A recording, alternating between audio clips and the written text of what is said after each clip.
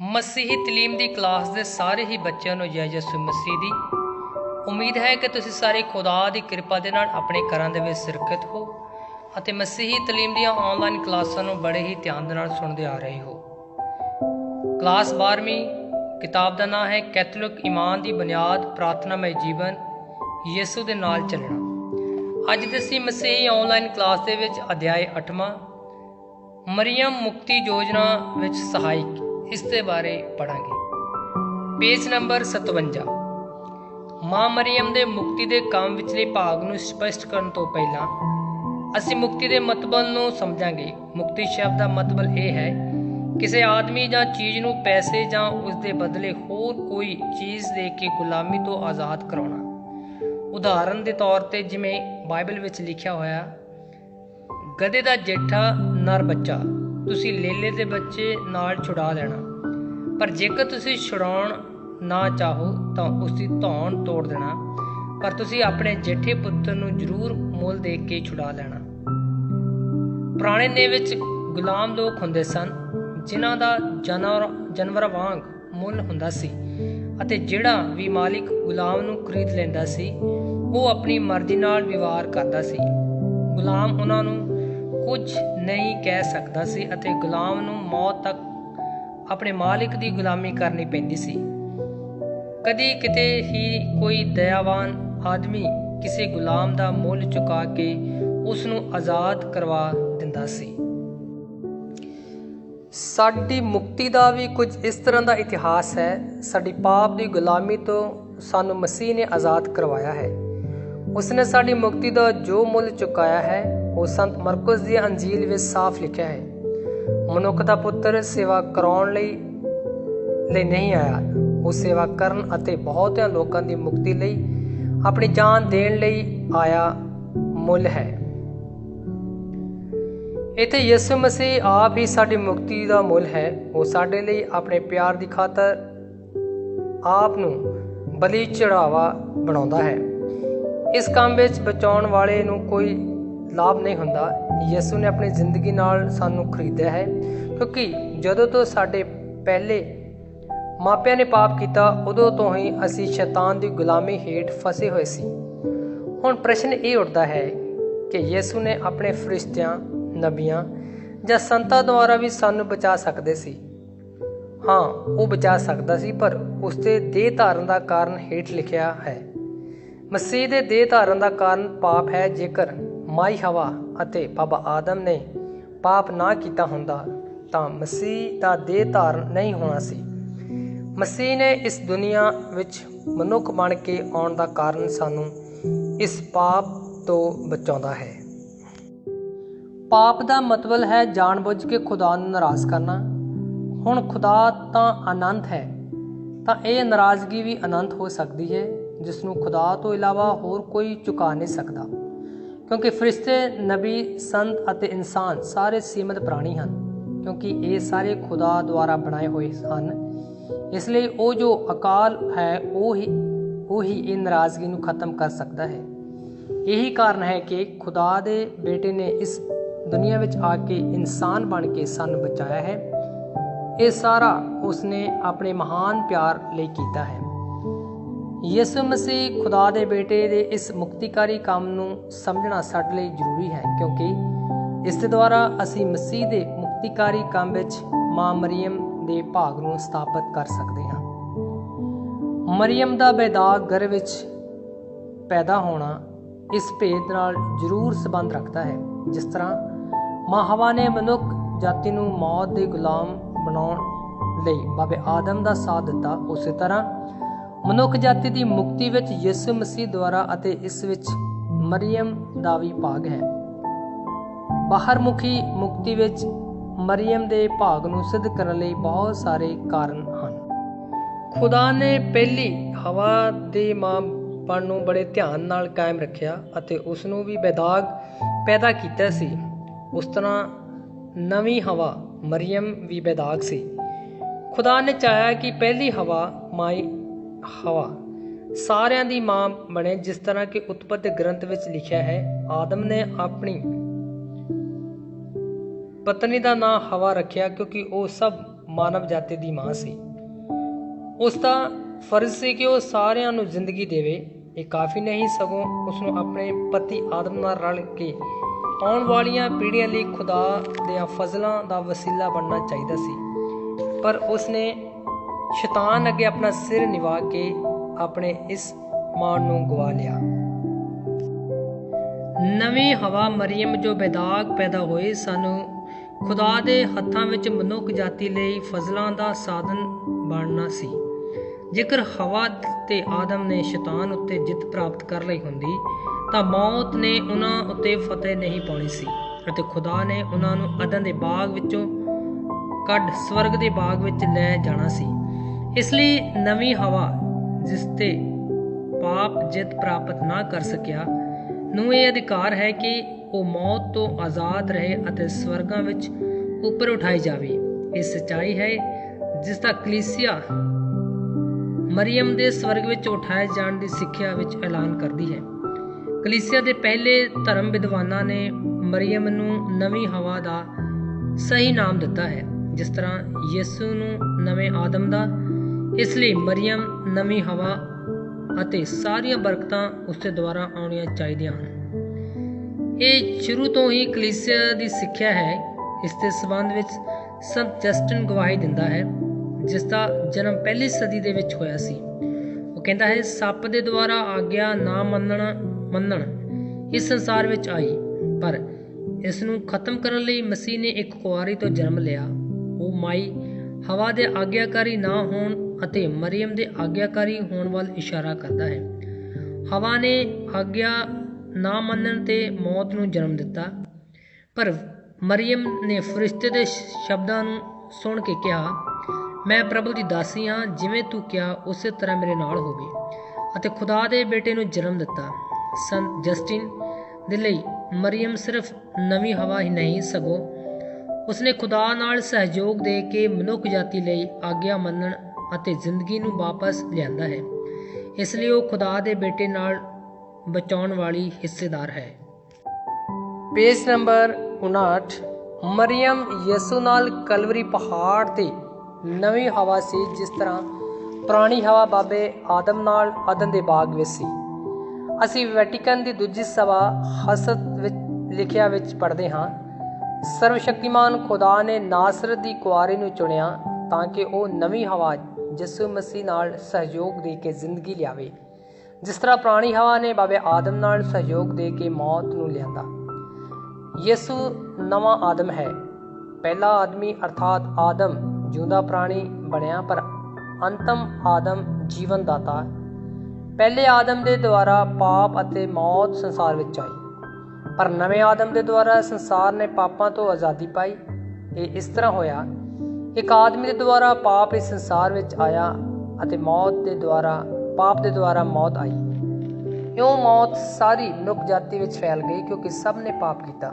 ਜਿਵੇਂ ਇੱਕ ਆਦਮੀ ਦੇ ਆਗਿਆ ਭੰਗ ਕਰਨ ਨਾਲ ਬਹੁਤ ਸਾਰੇ ਆਦਮੀ ਪਾਪੀ ਠਹਿਰੇ, ਤਿਵੇਂ ਹੀ ਇੱਕ ਆਦਮੀ ਦੇ ਆਗਿਆ ਪਾਲਣ ਨਾਲ ਬਹੁਤ ਸਾਰੇ ਆਦਮੀ ਖੁਦਾ ਦੇ ਸਾਹਮਣੇ ਨਿਰਦੋਸ਼ ਠਹਿਰੇ। ਜਿਸ ਤਰ੍ਹਾਂ ਪੁਰਾਣੇ ਆਦਮ ਤੋਂ ਨਵੇਂ ਆਦਮ ਦੀ ਮਿਸਾਲ ਮਿਲੀ, ਉਸੇ ਤਰ੍ਹਾਂ ਪੁਰਾਣੀ ਹਵਾ ਤੋਂ ਨਵੀਂ ਹਵਾ ਦੀ ਮਿਸਾਲ ਵੀ ਹੋਂਦ ਵਿੱਚ ਆਈ। ਕਲੀਸਿਆ ਦੇ ਪਹਿਲੇ ਵਿਦਵਾਨ ਨੇ ਆਪਣੀਆਂ ਲਿਖਤਾਂ ਵਿੱਚ ਨਵੀਂ ਅਤੇ ਪੁਰਾਣੀ ਹਵਾ ਵਿੱਚ ਬਹੁਤ ਸੁਚੱਜੇ ਢੰਗ ਨਾਲ ਤੁਲਨਾ ਕੀਤੀ ਹੈ। ਬੇਸ਼ੱਕ ਭਾਵੇਂ ਇੱਕ ਆਦਮੀ ਨੇ ਹੀ ਪਹਿਲਾਂ ਪਾਪ ਕੀਤਾ ਹੈ, ਪਰ ਇਸ ਦੀ ਸਾਰਿਆਂ ਨੂੰ ਸਜ਼ਾ ਮਿਲੀ ਹੈ, ਕਿਉਂਕਿ ਉਹ ਮਨੁੱਖ ਜਾਤੀ ਦਾ ਸਿਰ ਪ੍ਰਧਾਨ ਸੀ। ਜੇਕਰ ਇਹ ਸਿਰਫ ਹਵਾ ਹੀ ਹੁੰਦੀ ਜੋ ਪਾਪ ਵਿੱਚ ਡਿੱਗੀ ਹੁੰਦੀ, ਤਾਂ ਇਹ ਆਉਣ ਵਾਲੀਆਂ ਪੀੜ੍ਹੀਆਂ ਲਈ ਇੱਕ ਬੁਰਾ ਨਮੂਨਾ ਹੋਣਾ ਸੀ, ਕਿਉਂਕਿ ਉਹ ਮਨੁੱਖ ਜਾਤੀ ਦਾ ਸਿਰ ਨਹੀਂ ਸੀ। ਇਸ ਲਈ ਅਸੀਂ ਗੁਨਾਹ ਦੇ ਅਧੀਨ ਨਾ ਹੁੰਦੇ। ਪਰ ਸੱਚਾਈ ਇਹ ਹੈ ਕਿ ਪਹਿਲਾਂ ਗੁਨਾਹ ਦੋ ਜਣਿਆਂ ਨੇ ਰਲ ਕੀਤਾ ਹੈ, ਆਦਮ ਤੇ ਹਵਾ ਨੇ।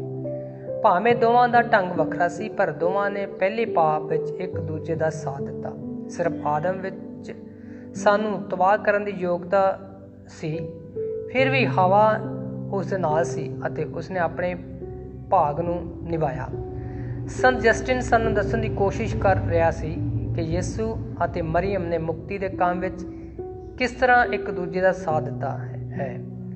ਜਿਸ ਤਰ੍ਹਾਂ ਹਵਾ ਨੇ ਮਨੁੱਖ ਜਾਤੀ ਨੂੰ ਤਬਾਹ ਕਰਨ ਲਈ ਬਾਬੇ ਆਦਮ ਦਾ ਸਾਥ ਦਿੱਤਾ, ਉਸੇ ਤਰ੍ਹਾਂ ਨਵੀਂ ਹਵਾ ਮਰੀਅਮ ਨੇ ਮੁਕਤੀ ਦੇ ਕੰਮ ਵਿੱਚ ਨਵੇਂ ਆਦਮ ਯਿਸੂ ਦਾ ਸਾਥ ਦਿੱਤਾ ਹੈ।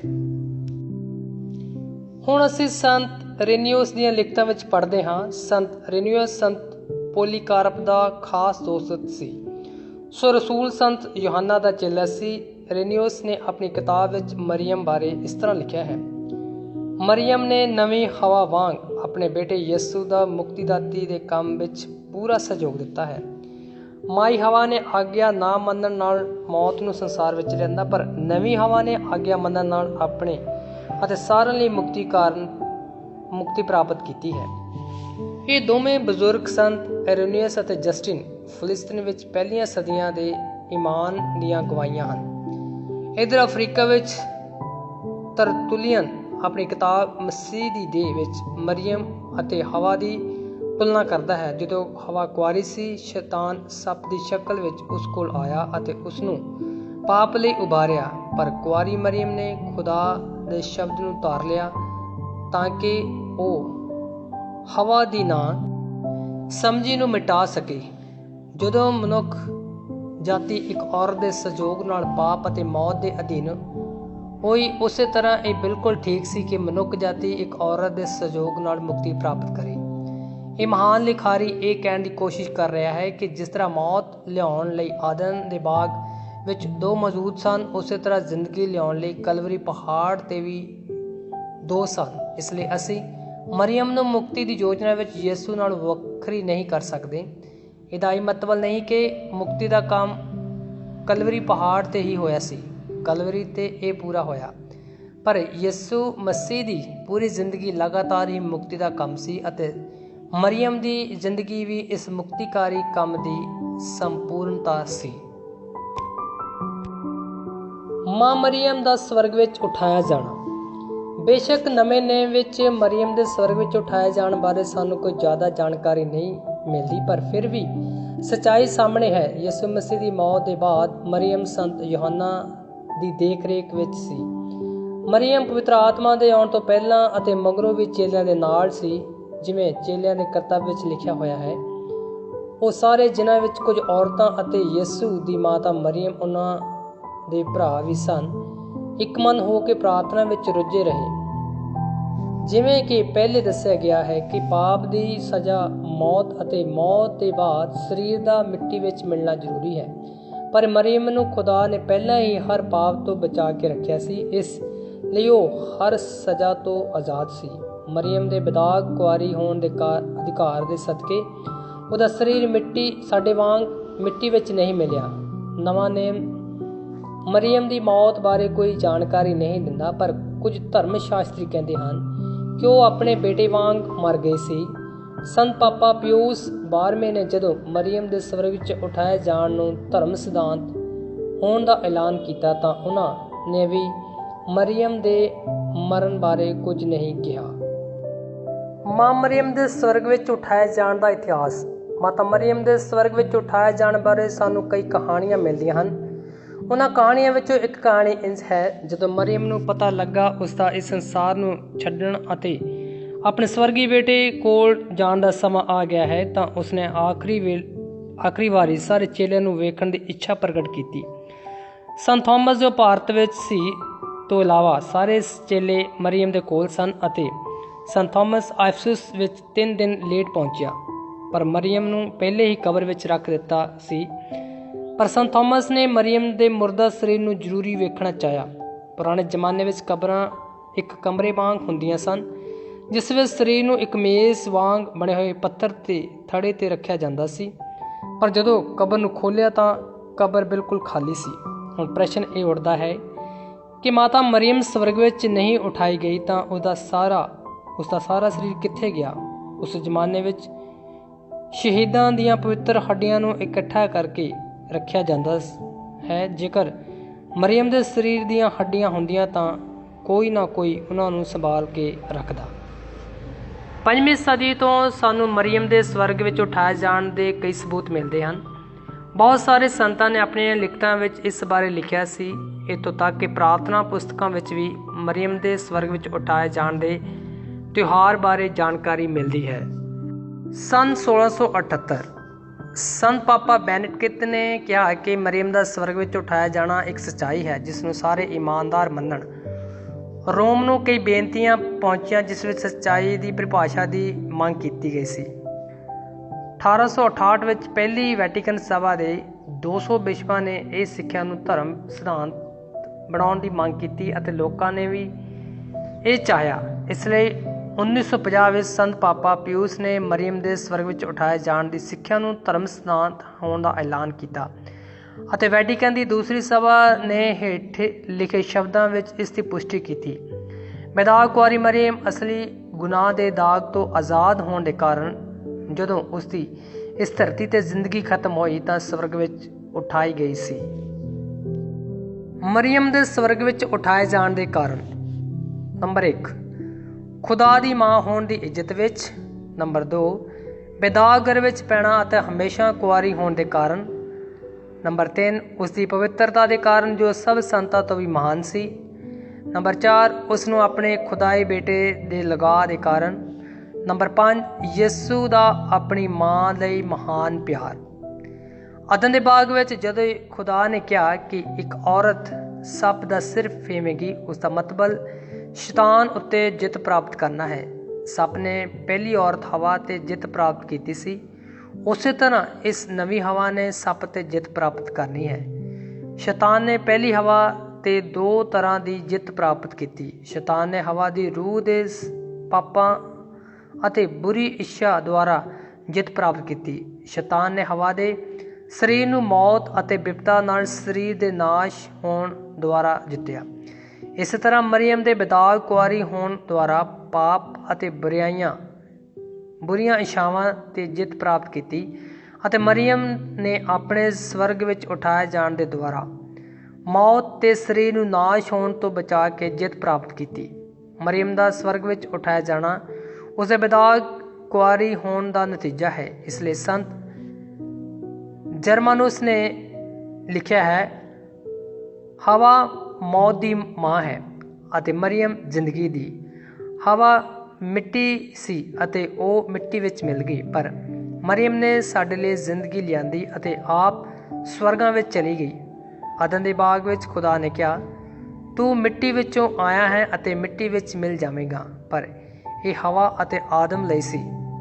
ਪਰ ਮਰੀਅਮ ਇਸ ਤੋਂ ਆਜ਼ਾਦ ਸੀ, ਇਸ ਲਈ ਉਹ ਸਵਰਗ ਵਿੱਚ ਉਠਾਈ ਗਈ ਸੀ। ਧਰਮ ਸ਼ਾਸਤਰੀ ਇਹ ਕਹਿੰਦੇ ਹਨ, ਬੇਦਾਗ ਕੁਆਰੀ ਹੋਣ ਦੇ ਕਾਰਨ ਹੀ ਉਹ ਸਵਰਗ ਵਿੱਚ ਉਠਾਈ ਗਈ ਸੀ। ਉਹ ਅਸਲੀ ਅਤੇ ਅਖਤਿਆਰੀ ਗੁਨਾਹਾਂ ਤੋਂ ਆਜ਼ਾਦ ਰੱਖੀ ਗਈ ਸੀ। ਉਹ ਪਾਪ ਦੇ ਨਤੀਜੇ ਤੋਂ ਵੀ ਆਜ਼ਾਦ ਸੀ, ਯਾਨੀ ਕਿ ਮੌਤ ਅਤੇ ਸਰੀਰ ਦੇ ਨਾਸ਼ ਤੋਂ ਵੀ ਆਜ਼ਾਦ ਸੀ। ਇਹੀ ਕਾਰਨ ਹੈ ਕਿ ਉਹ ਆਪਣੇ ਰੂਹ ਅਤੇ ਸਰੀਰ ਸਮੇਤ ਸਵਰਗ ਵਿੱਚ ਉਠਾਈ ਗਈ। Page number 62। ਸੰਤ ਸਰੀਲ ਕਹਿੰਦਾ ਹੈ ਕਿ ਮਰੀਅਮ ਸਿੱਧੀ ਸਵਰਗ ਵਿੱਚ ਜਾ ਸਕਦੀ ਸੀ, ਪਰ ਉਹ ਮੌਤ ਦੇ ਰਾਹੀਂ ਇਸ ਲਈ ਗਈ ਕਿਉਂਕਿ ਉਹ ਆਪਣੇ ਬੇਟੇ ਨਾਲ ਮਹਾਨ ਨਹੀਂ ਸੀ। ਬੇਸ਼ੱਕ ਮਰੀਅਮ ਮਰ ਗਈ ਸੀ, ਪਰ ਫਿਰ ਵੀ ਉਸਨੇ ਆਪਣੇ ਬੇਟੇ ਵਾਂਗ ਜਿੱਤ ਹਾਸਲ ਕੀਤੀ ਹੈ।